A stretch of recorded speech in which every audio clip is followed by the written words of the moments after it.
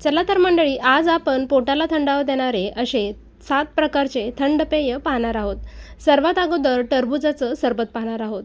त्यासाठी इथे मी बिया काढून टरबूजाचे छोटे छोटे तुकडे करून घेतले आहेत. पुदिना घेतला आहे, थोडंसं मीठ घालायचं, लिंबाचा रस घालायचा आहे. यामध्ये मी साखर घातलेली नाही, तुम्हाला जर गोड आवडत असेल तर साखर घालू शकता. आता मिक्सरमधून छान बारीक फिरवून घेतलं आहे आणि चाळणीने आपल्याला हे सर्व गाळून घ्यायचं आहे. हे आहे गोंद कतिरा. आपल्याला हे पाण्यात भिजू घालायचं आहे. यामध्ये थोडंसं पाणी घातलं आणि 5 ते 6 तासानंतर तुम्ही जर पाहिलं ना, हे अगदी छान फुलून वरती येतं. अगदी क्रश बर्फ असतो ना, त्यासारखं हे दिसतं. उन्हाळ्यामध्ये याचं सेवन नक्की करा, कारण यामुळे आपल्या शरीराला थंडावा मिळतो, इम्युनिटी वाढते आणि तुम्ही हे एखाद्या सरबतमध्ये वापरू शकता. हा गोंद कतिरा आपण सरबतमध्ये वापरणार आहोत. 1 चमचा सब्जा बी घेतलेला आहे. 2 चमचे गोंद कतिरा घ्यायचा आहे आणि त्यामध्ये गाळून घेतलेला टरबूजचा जो सरबत आहे तो घालायचा आहे. मस्त इथे आपला टरबूजचा सरबत तयार आहे. अगदी छान लागतो. तुम्ही एकदा नक्की करून पहा. पण गोड आवडत असेल तर त्याबरोबर साखरसुद्धा नक्की घाला. आता पाहूया दुसरा प्रकार. त्यासाठी इथे मी एक मिक्सरचं भांडं घेतलेलं आहे. त्यामध्ये आपल्याला बडीशोप घालायची आहे. इथे मी कच्चीच बडीशोप घेतलेली आहे. त्यामध्ये खडी साखर घालूया. तुम्ही हवं तर यामध्ये साखरसुद्धा घालू शकता. 3 ते 4 काळी मिरी घेतली आहे. थोडंसं मीठ घालायचं आहे आणि आता आपल्याला हे मिक्सरमध्ये छान बारीक असं फिरवून घ्यायचं आहे. 1 चमचा सब्जा बी घेतला आहे. त्यामध्ये थोडंसं पाणी घालायचं, म्हणजे 7 ते 8 मिनिटांमध्ये हे छान फुलून वरती येतं. इथे मिक्सरमध्ये छान बडीशोपची पूड करून घेतलेली आहे. मस्त सुगंध येत आहे. आता सरबत तयार करायला घेऊया. ग्लासमध्ये बर्फाचे गडे घालायचे. इथे माझ्याकडे गोंद कतीर आहे म्हणून इथे मी घातला आहे.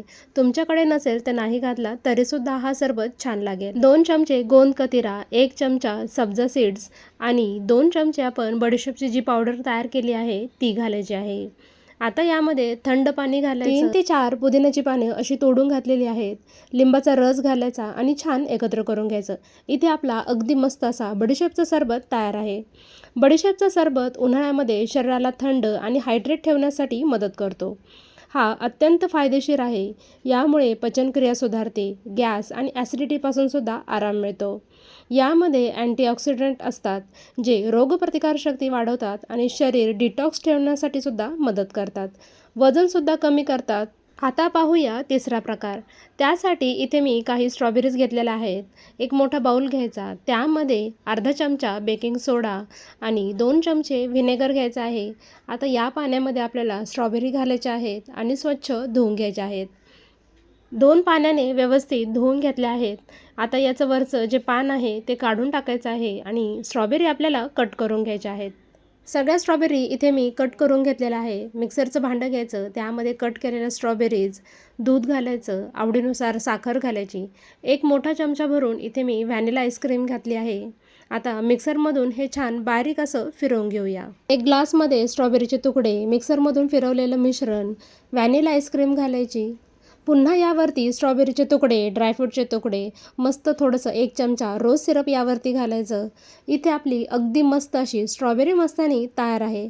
एकदा नक्की करून पहा, खूप छान लागते. बाहेरून विकत आणण्यापेक्षा घरीच एकदा ही नक्की तुम्ही करून पहा. आता पाहूया चौथा प्रकार.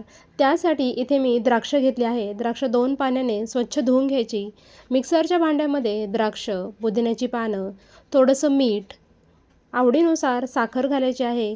अर्धा चमचा चाट मसाला घालायचा आणि अर्ध लिंबू पिळून घेतलेला आहे. आता हे मिक्सरमधून छान फिरवून घेऊया. तयार केलेला ज्यूस गाळून घ्यायचा आहे. तुम्हाला हवं तर नाही गाळला तरीसुद्धा चालेल. इथे मी ज्यूस गाळून घेतलेला आहे. डेकोरेशनसाठी या पद्धतीने द्राक्ष मी कट करून घेतलेली आहेत. ग्लासमध्ये गाळून घेतलेला द्राक्षाचा ज्यूस घालायचा. आता यामध्ये आपण सोडा वॉटर घालणार आहोत. इथे आपला अगदी मस्त असा द्राक्षाचा ज्यूस तयार आहे. अगदी छान लागतो. फक्त 5च मिनिटात घरच्या घरी अशी मस्त कॉफी बनते, तर बाहेरून जाऊन कशाला प्यायची? तर त्यासाठी काय करायचं, एखादा जार किंवा बॉटल घ्यायची. त्यामध्ये कॉफी, साखर आणि थोडंसं गरम पाणी घालायचं. झाकण व्यवस्थित बंद करून 1-2 मिनिट हे छान मिक्स करून घ्यायचं. मस्त याचा फेस तयार झाला आहे. आता ग्लासला चॉकलेट सिरपने डेकोरेट करून घ्यायचं. त्यामध्ये तयार केलेला कॉफीचा फेस, थंड दूध, बर्फाचे खडे, पुन्हा एकदा चॉकलेट सिरपने गार्निश करून घ्यायचं. इथे आपली अगदी मस्त कॅफे स्टाईल कोल्ड कॉफी तयार आहे. अगदी जबरदस्त लागते. नक्की करून पहा आणि कशी झाली हे मला कळवा. आज आपण रामनवमीनिमित्त प्रभू श्री रामचंद्राच्या आवडीचा पदार्थ तयार करणार आहोत. हा पदार्थ रामनवमीला नैवेद्यासाठी सुद्धा तयार केला जातो. काळी मिरी, लवंग, आलं छान ठेचून घेतलं. थंड पाण्यामध्ये गूळ घातला. ठेचलेलं मिश्रण गाळून घेतलं.